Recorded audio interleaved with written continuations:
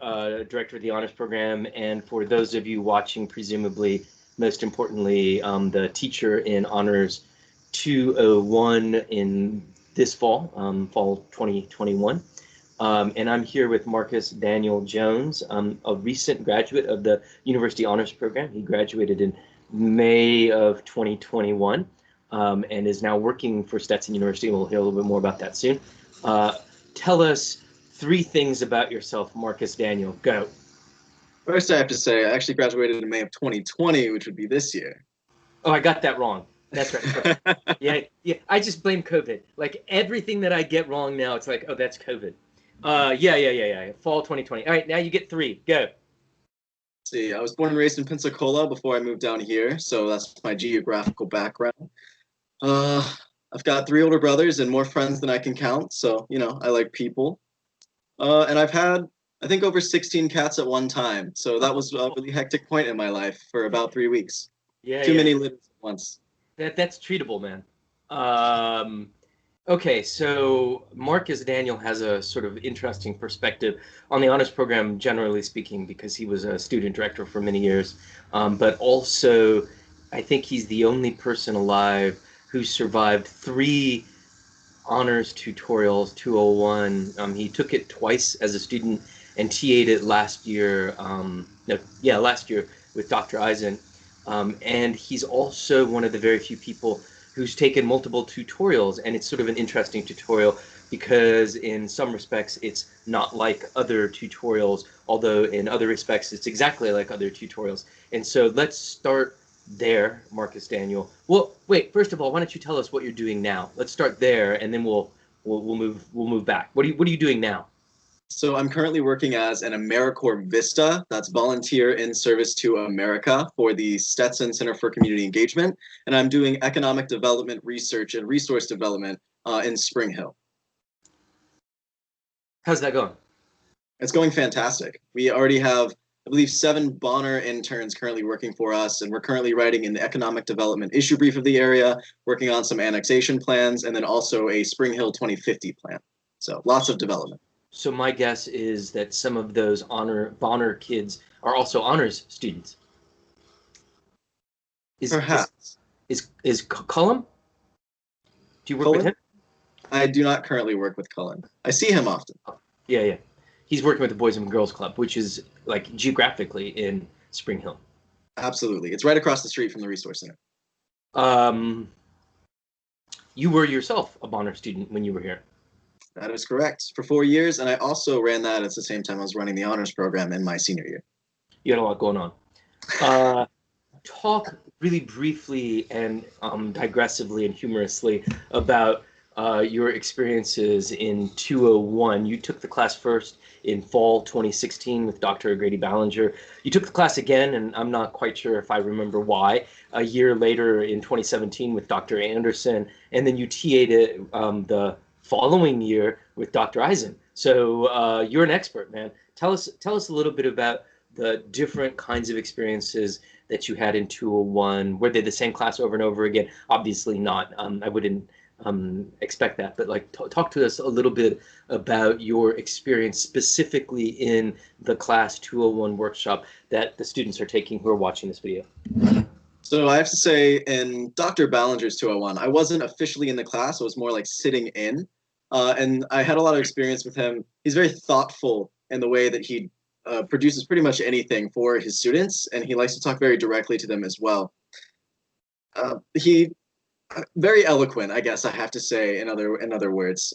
Very, very thoughtful again about every project that he has you work on and for the reasoning behind the projects. And I wasn't officially in that class, but I was sort of sitting in because I was offered to be in the tutorial for the next semester in the spring by another student. So I was sort of getting some pre-knowledge of what I was going to expect.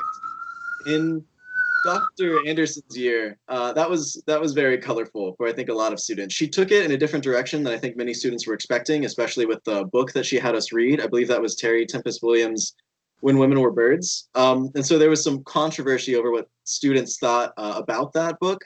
And she was very relaxed, you could say, as a professor. She really allowed us a lot of room to sort of do what we want and work I guess you could say, as hard as we wanted, and based each of our sort of grades more on what we were bringing to the table as an individual rather than as an entire cohort. So that was very interesting.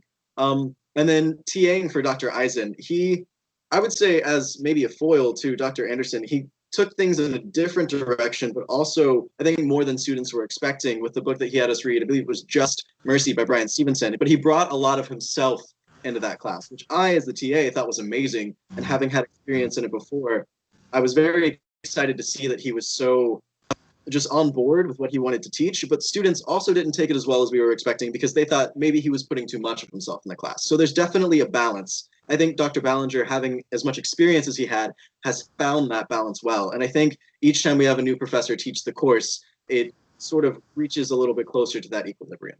I will say, I'll say the so it's a 2 credit, not graded, pass fail class, and that is in and it's honors kids, and it's sophomore year, and so whether the people involved in 201 are aware of this or you're aware of this, like I'm compounding problems. Every one of those assertions puts a new layer of difficulty into teaching the class. And I have to say, I taught it originally when it first rolled out back in like 2011, a long time ago, COVID. Uh, and it was a hard class to teach then.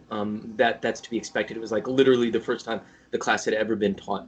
And then Dr. Ballinger taught it for like apparently 5 years following that. And then Dr. Anderson taught it, and then Dr. Eisen taught it. And I have to say, and I think that they would all agree and be perfectly comfortable with me saying this, that it was the worst class that they've ever taught, and the class that they had the most problems with.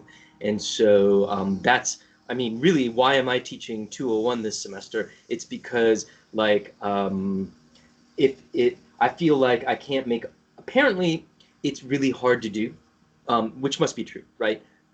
And I'm the kind of person who thinks I can't ask other people to do something that I wouldn't willingly do myself. And so I am going to be teaching 201 going forward. And this semester, of course, everything is different and difficult and complicated, and the fact that we're doing the class entirely online, I've really pared back expectations that my colleagues brought to the class, because I think that they wanted, rightly, by the way, for this class to be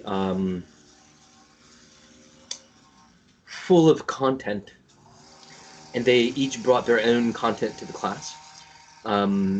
Given the circumstances and the platform and the chaos of this semester, I decided to be really pragmatic, I think I'd say.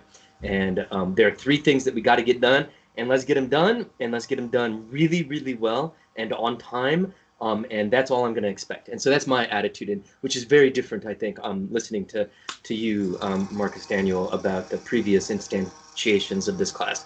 Makes me realize that I've stripped it a lot. I think advantageously, but also very pragmatically, as a response to the given circumstances. This is as good as it's going to get, and it actually has worked really. And like that sounds like I'm being really cynical or skeptical or dismissive of the success. Like, I think that the platform that we're using and the dynamics of the group have so far been really great, way better than I expected. I'll just end this by saying that over and over again, I've been surprised. I've been catching up a lot in this class, and students have been galloping ahead, which is great. Don't get me wrong. Like, let's go students. But like, I'm like, slow down. That's not on the syllabus for another 3 weeks. We're gonna get, but that's, there are worse things than that. All right, Marcus Daniel, talk to us a little bit about. I want you to talk very specifically about the creation process of tutorials, and then how those tutorials actually manifested themselves in space and time when you took the tutorials. Go. So the creation process happens faster than you expect it to, but it's kind of for good reason. Essentially, you as an individual will come up with an idea. You'll sort of talk about it with your friends or whoever else, like your peers in the class, and you'll come up with an idea that sort of places all of your thoughts together into one. and then you'll create a syllabus with them based on the syllabuses of probably your favorite classes in the past, taking what you can to put it together. You take that and you present it to the class as a whole, as a group. So then you can do any more mingling and changing you need to based on what's been presented. And then you'll reach out to a professor and you'll see if you can get one of them interested, like to teach it for the next semester.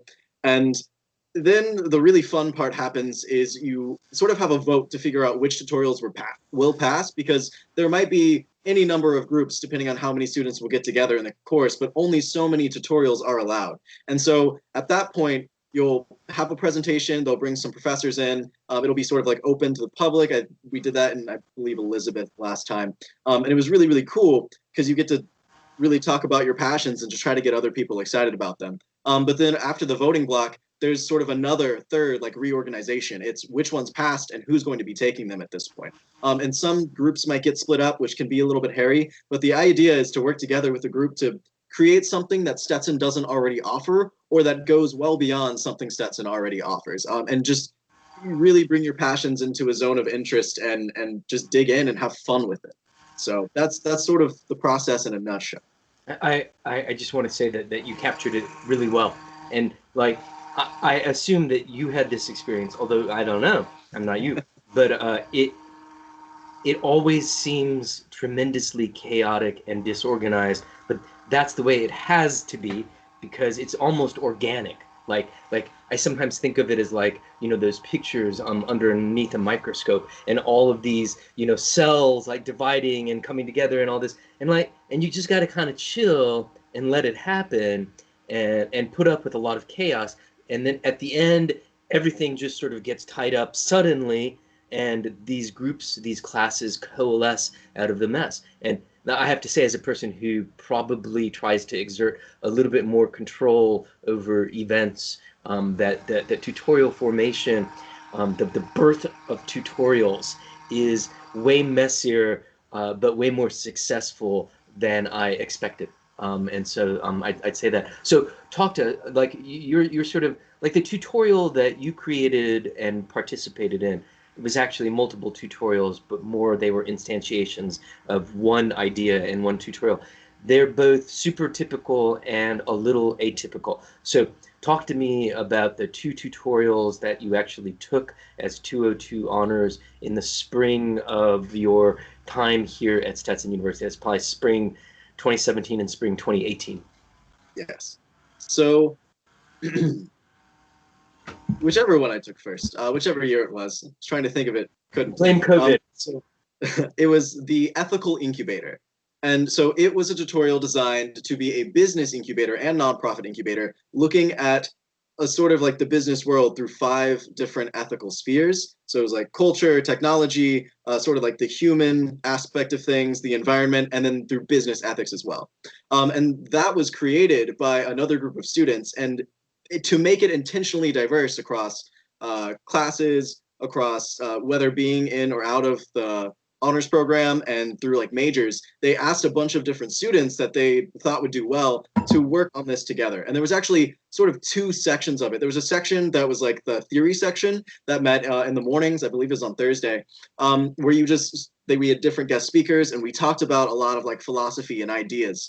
And then there was actually a workshop section at the end of the day. And so different people were able to attend the first section and different people were able to attend the second section, and very few were able to attend both. Yes. Some of us may have had classes that intervened with one or the other of those that we might have taken the L on in some days. I won't say yes or no. But in the workshop, we actually took what we talked about in the theory section and really applied it. So sometimes we had other people come in, other groups, and lead us through some different workshops and trainings that they had to actually start creating an outline to build a business incubator. And so that was sort of the first one. And Dr. Shankar Brown was our professor, and she very much enjoyed it. And I really enjoyed it myself, and I wanted to continue that on. So I actually took that idea and decided to go a little bit deeper in the next year when I did it. So by that point, it had continued development besides the time for the tutorial, like once it was over that summer, and became Overlap, the ethical incubator. And so that was its name as it started to gain traction as its own nonprofit. And so we actually had a meeting with, I believe, Lua Hancock and a few other administrators to present this idea as something that Stetson could be a part of. And so moving forward from that, I decided to dig a little bit deeper into ethics and into each of the spheres. So in that next overlap section, I took it with a few other students and asked Dr. Shankar Brown again to be the professor for it, and she graciously accepted.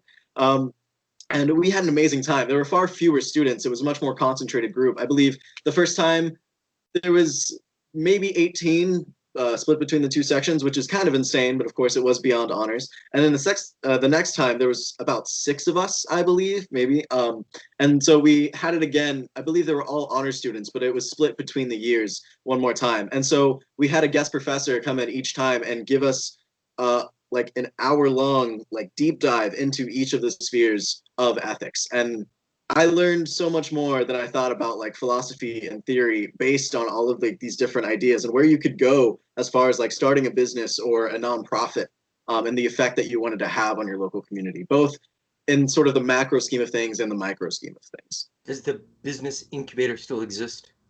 Yes, so it's its own current 501c3 nonprofit in the DeLand area. And I believe they were working with the BYOB campaign. So they had another Ah, individual come in and to gain traction to gain trust, you could say, to the local businesses and other organizations.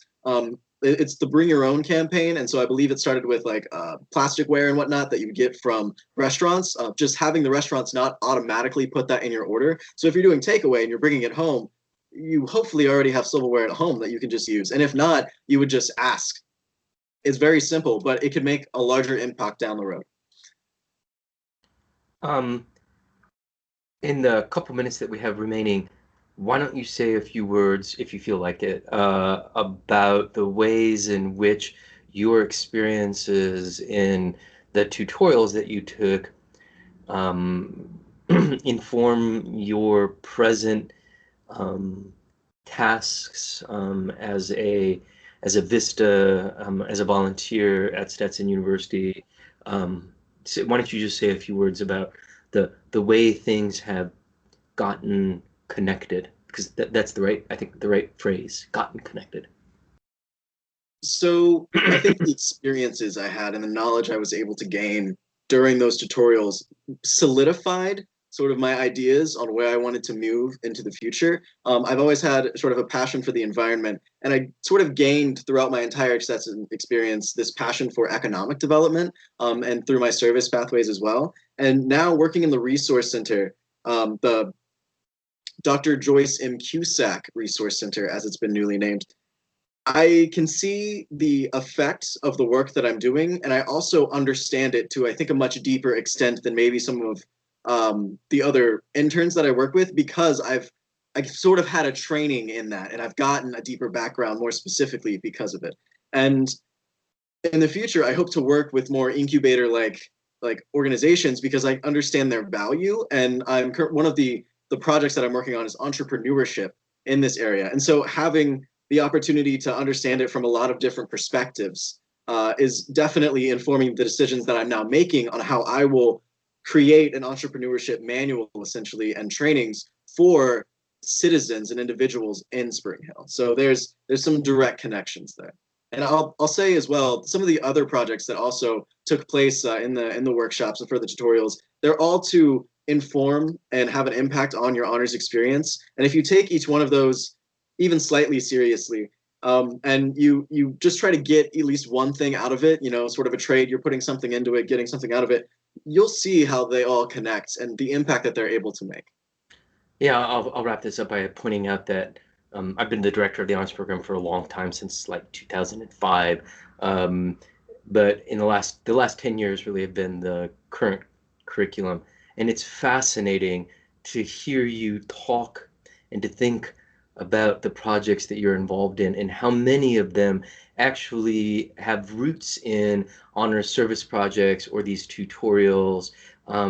In kind of unexpected ways. And I look around campus, and I think I'm right in saying that almost everything interesting that's happening on campus traces itself back to students in the honors program doing honors service projects in 102, or the honors tutorials, or the stipends, or in some way they're directly connected. And so The you talk about business incubator. The honors program is sort of has become an incubator for interesting stuff going on campus. And it's great to look around and see all of these familiar faces in the honors program. And they're all presidents of clubs and starting up organizations. And so that's great. That's what honors programs are supposed to do. And you would make a mistake in trying to directly control those things. You kind of have to let them happen, much as you have to let them happen in the honors 201. They sort of like those cells. They divide and they combine and they do interesting things. And you just like you got to step back and let it happen. And I feel like these tutorials are a great example of that. Thanks a lot for finding time in your schedule, Marcus Daniel, to chat today with me about these honors tutorials. Is it okay if I give the students in the class your email as a contact, and they can reach out to find out more about the Ethical Incubator and about Spring Hill and about Vista and all of that kind of stuff? Absolutely. I hope you would. All right. Thank you. Thank you. I'm gonna hang up, and then I'm gonna turn. First, I'm gonna turn off the recording, and then we'll say goodbye. Stay on.